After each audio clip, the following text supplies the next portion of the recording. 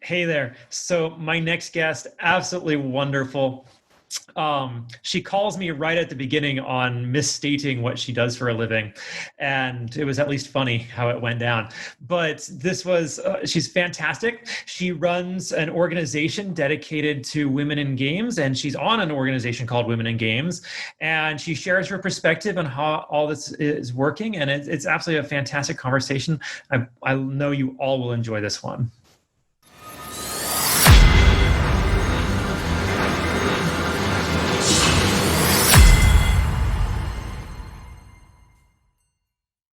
Hey there, everybody. Welcome back to the Gamerpreneur podcast. I am your host, Dr. Bradford Carlton. Today, I have a very special guest with us. I have Emi Vener. Hey there, Emi. How's it going? Hi. Hi, nice to meet you. Pleasure. And where do you hail from, Emi? So I'm originally from the Bronx, New York, but currently I'm residing in a small city outside of the Charlotte, North Carolina area. Okay, quite different part of the country. Right.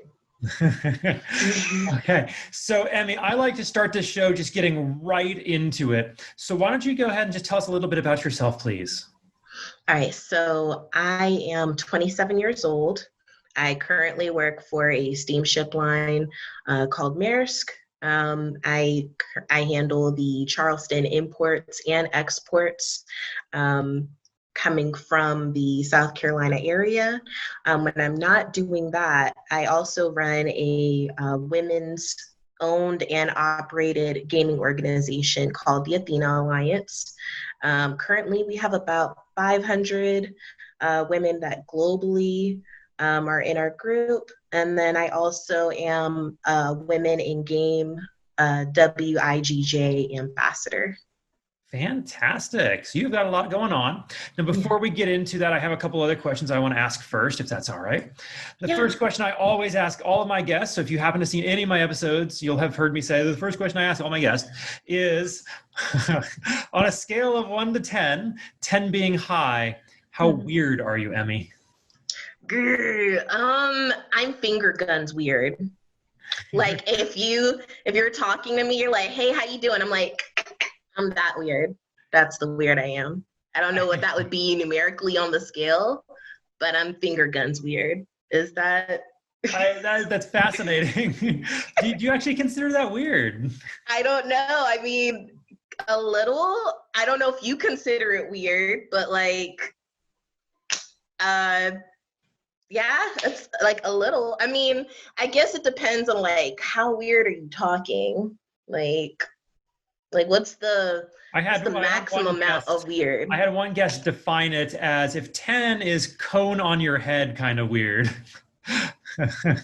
Like a dunce? I don't know if that's weird. Oh, that's no, like traffic cone, like going around with a traffic cone. No, I'm not traffic cone weird.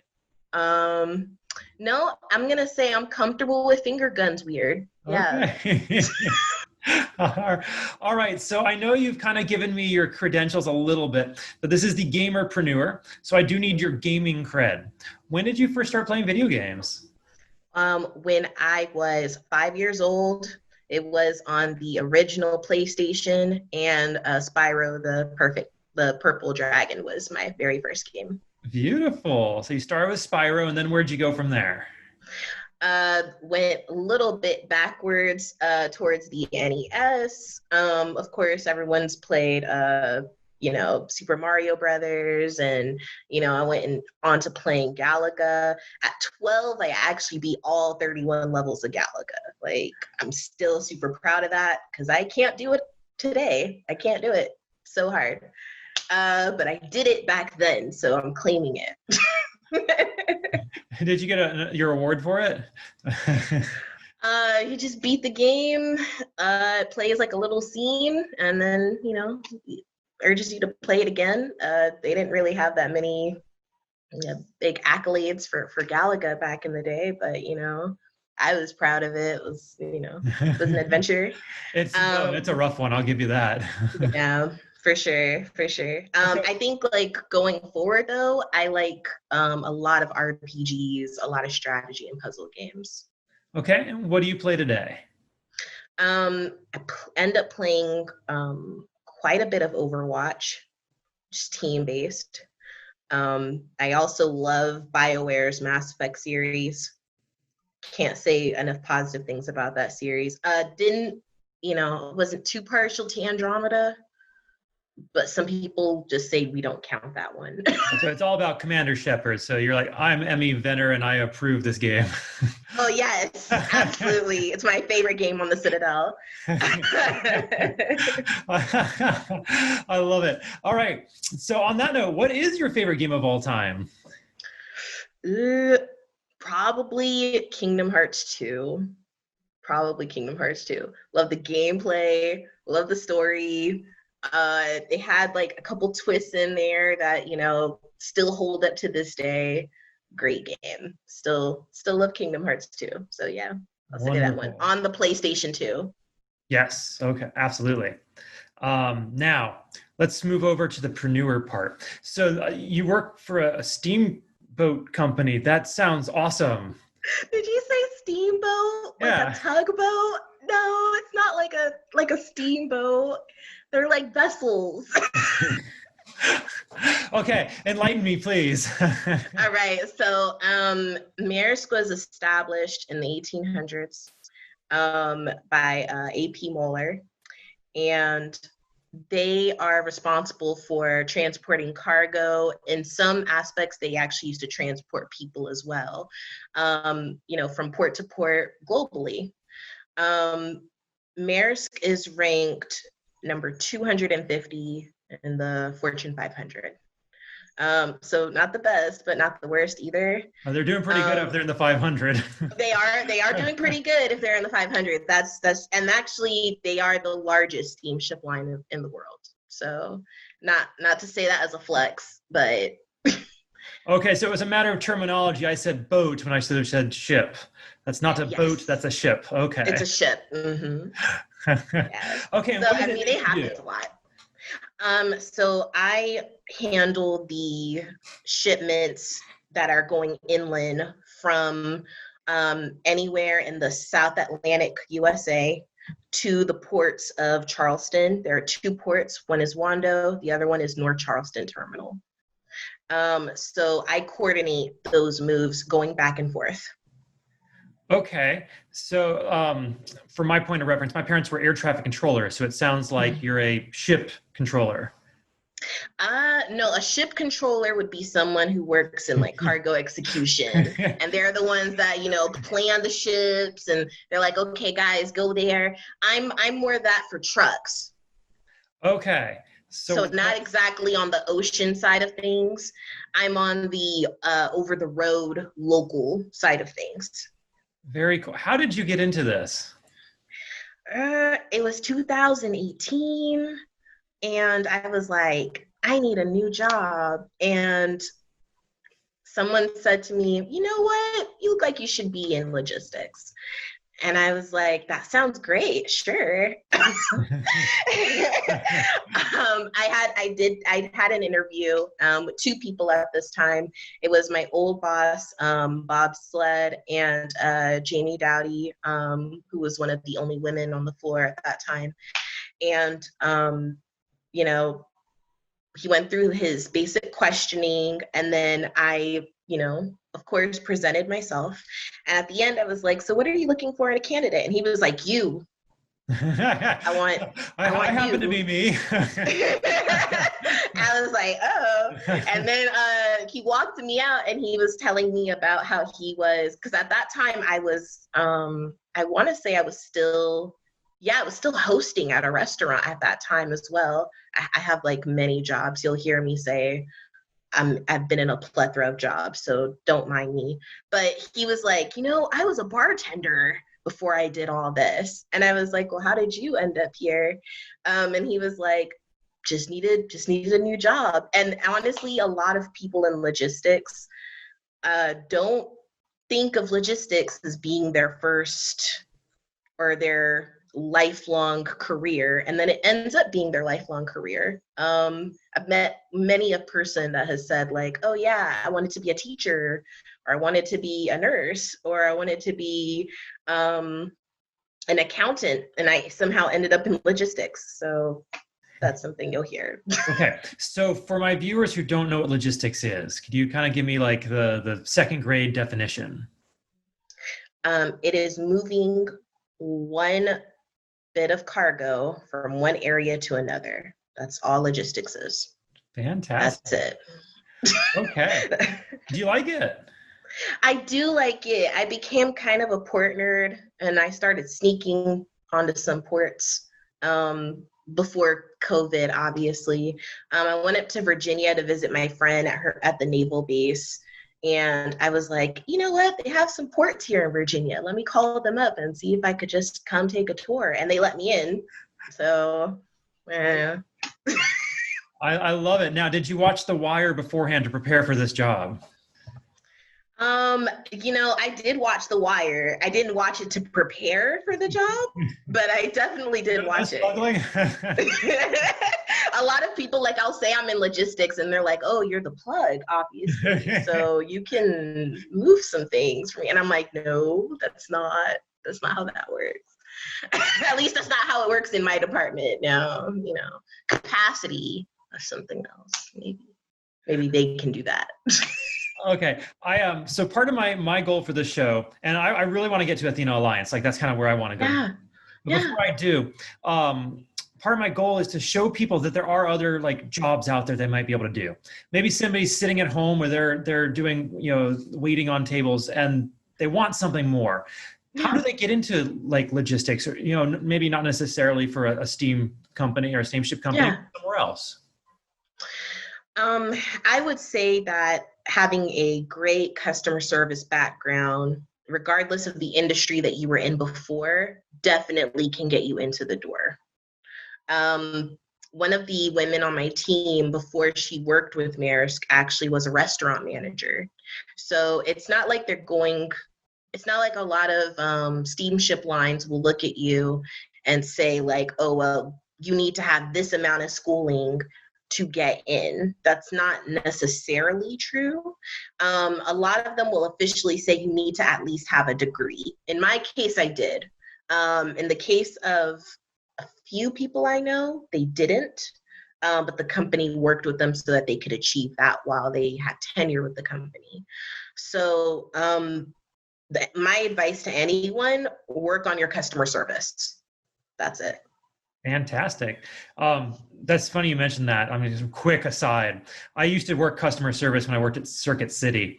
And having done that for a while, I genuinely believe that if we really want to reform people in our prison systems, just make them work customer service for a year and they'll be beautiful people afterwards. Yeah, for sure.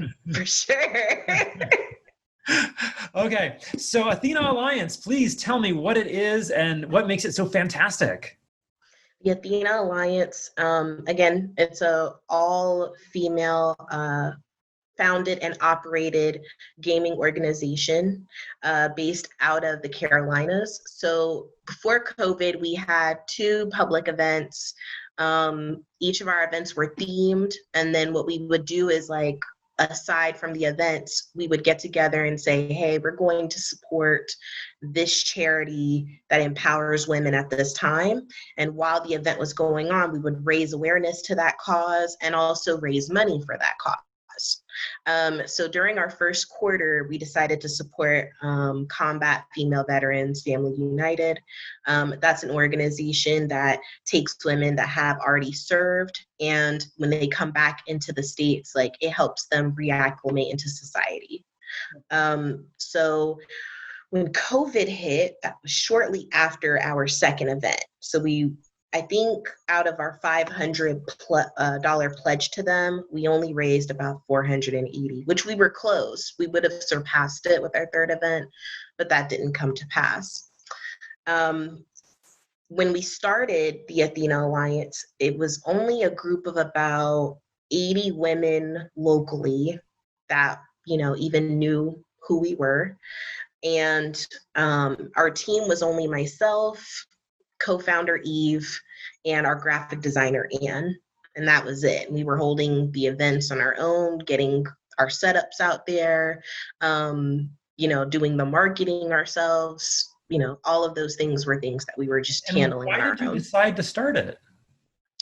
So back last May, there was a gaming organization here called Koyobi, and they started hosting women's gaming nights, because most of the gaming events that would happen here locally would be like a tournament, or it would be like kind of like a weekly scrim, and most of those obviously attracted men only. You may see like a woman there every now and again, but it wasn't very common. So this gaming organization said, we're going to hold gaming nights specifically geared towards women. So Eve and I ended up reconnecting at one of their gaming nights. It was actually their first gaming night. We went to high school together, but we kind of lost touch after high school. So it was about 10 years without contact. And then we saw each other again at one of these women gaming nights. The gentleman took us aside and they were like, hey, did you like coming out here tonight? What would you change? What would you add? And then afterwards they were like, well, would you mind kind of working with us to plan the future gaming nights? And both of us agreed. At that time, I was just working for Maersk. And at that time, Eve was a kindergarten teacher. She also was a co-owner of a virtual reality company with her husband. So we would get together subsequent to that and talk about like, hey, you know, what games would women like? What themes should we do? Things like that. And over time, it just grew to be something that became much larger, you know, much more largely known in the area. So we decided that we were going to go ahead and start the Athena Alliance because we felt like we could do it ourselves. That's fantastic. Now, where are you hoping to go in the next 5 years? Well, an interview question, right? Where do you see yourself in 5 years? I'm actually working on establishing an LLC for the Athena Alliance right now. In the next 5 years, I want to be paying my team. That's what I want to do in the next 5 years. I would love to just be able to pay this amazing team that I've somehow procured. And sometimes I shock myself because I'm like, I don't know why these women have said, we'll work with you. We believe in your vision. We want to kind of like see where you go with things, but they have. So I want to do right by them. Well, that's fantastic. Okay, you said you were part of another organization, Women in... So Women in Games okay. Is a global organization.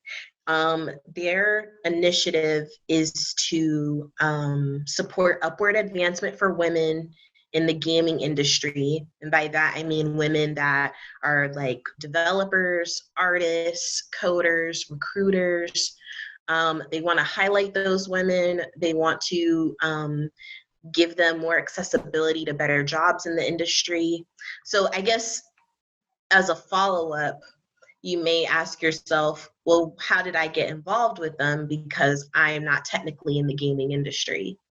The answer is I just snuck into their forums and I listened. The founder, David, is actually really sweet. He's located out in the UK. And one night I decided to fill out the application to be an ambassador. And I believe that he just saw that I was there and I was willing to be present and to learn more. And my mission too is to highlight women that play games. And so I think he saw all of those things and the fact that I do public and digital events and said that it would probably be a good fit for me to represent them. So I'm one out of over 200 women. Wonderful. Congratulations. Thanks. Okay, so what makes you special, Emi? Like, how is it you've gotten all these amazing things in your life? What skills do you have? What is it about you that sets you apart from everybody else? Because there's lots of people out there, hustling and trying to make things happen, and they're not pulling it off, but you clearly have. I talk a lot. I'm honestly, I think a lot of people take it for granted, but networking is one of the most important skills one can learn ever. You don't even have to be that smart. If you know how to network, you can end up in a lot of rooms that I guess the average person wouldn't end up in. I find a way of being present, and also I find a way of retaining certain information.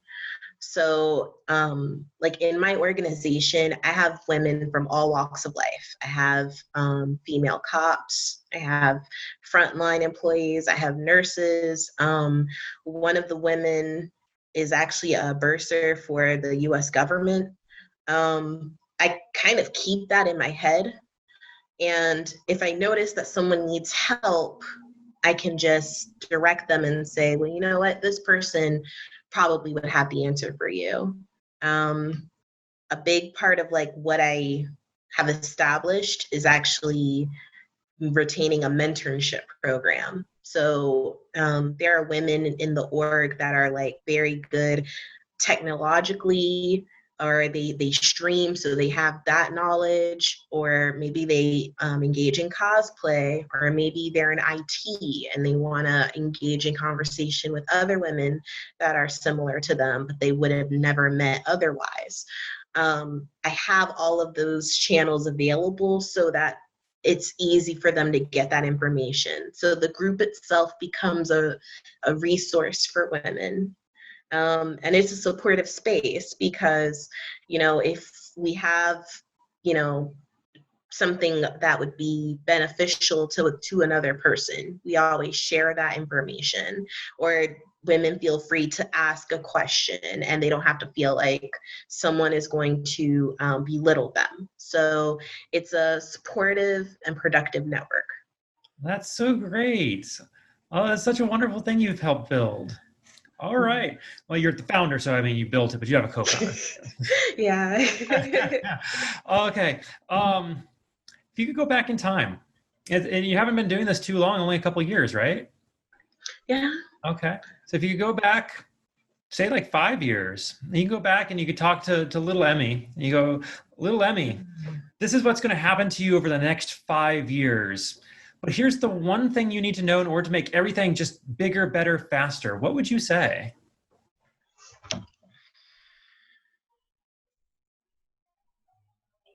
Leave my mom's house. I know that's such an odd thing to say, but at 23, I was kicked out and I was homeless. And if I go back 5 years from that, I would have been 22. At 22, I was in nursing school, was very stressed. I worked about 4 jobs. And I didn't explore life, or I didn't see that there were other things out there than what I was doing. So yeah, leave my mom's house. That's all right. That was the advice I gave to my wife too. I actually got her out of the state. It was even better. Oh, that's even better. There you go. All right. So Emi, is it okay if I kind of get a little more personal and humble you if possible? You see, I believe that we learn the most from life from the failures that occur to us or that we go through, because when we get smacked in the face, we get knocked down, we have to pick ourselves up, dust ourselves off, and then figure out, what happened and then fix it to move forward. Yeah. So I want to ask, what is the biggest failure you've had in life and what did you learn from it? Biggest failure. See, my failures, I think, I don't really consider them failures per se. I feel like I'm going through my life's biggest failure, if I was being quite transparent. Like, I feel like right now I'm going through my life's biggest failure. The reason is because I hadn't really been myself lately with everything going on with COVID. And so I felt like my performance as a person went down significantly.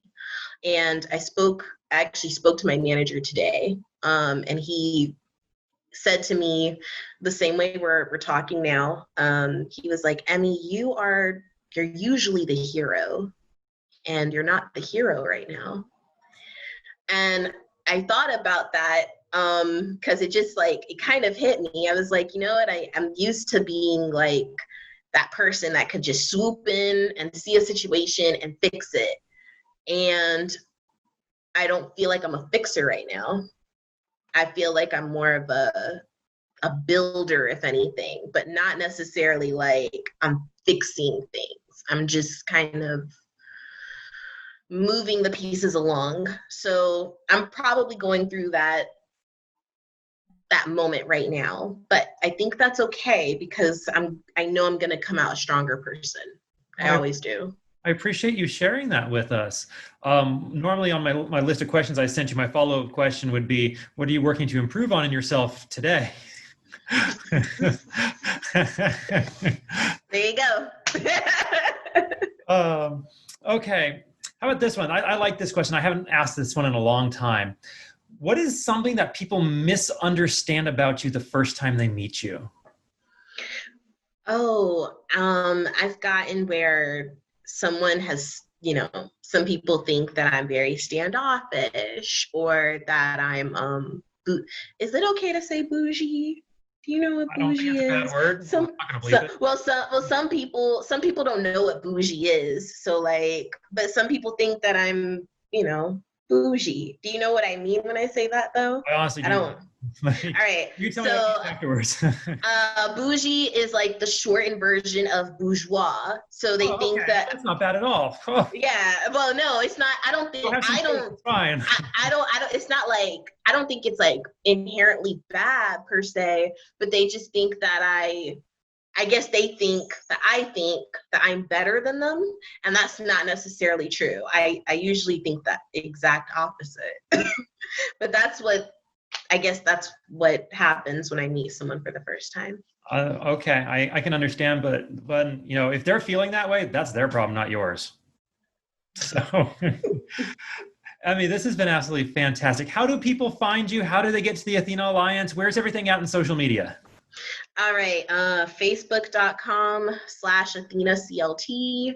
Our Twitter is Alliance_Athena. Our Instagram is also Athena CLT.